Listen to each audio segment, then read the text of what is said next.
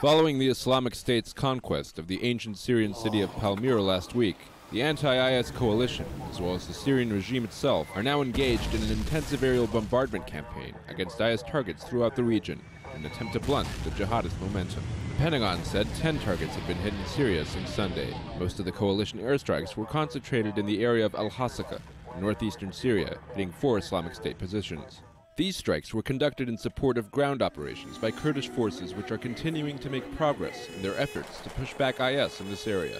To the south, the Islamic State's new prize, Palmyra, also finds itself under heavy bombardment by the Assad regime's air force. But here it seems there is no fighting force on the ground that currently has the will and capacity to stand in the way of IS. The Syrian Observatory for Human Rights states that since IS established its presence in the Palmyra area 10 days ago, at least 217 people have been killed, including children, with another 300 soldiers killed in the course of the fighting.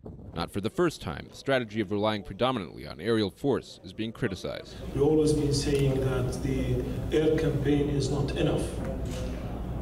There is so many steps which we have to cooperate and coordinate together to make the campaign against terrorists effective. We do not fail, but it is not enough. One force that has engaged IS on a number of fronts is Hezbollah, the Lebanese Shiite militia. Like his masters in Iran, Hezbollah leader Hassan Nasrallah has been vocal about his group's role in combating Sunni jihadism. All those who kept silent when IS took areas in Syria are responsible today for what is happening in Iraq and are responsible for the slaughter today in Palmyra. Hezbollah said on Monday it had captured 2 hilltops from the al-Qaeda-linked Nusra front near the Syrian border, killing dozens of Sunni militants.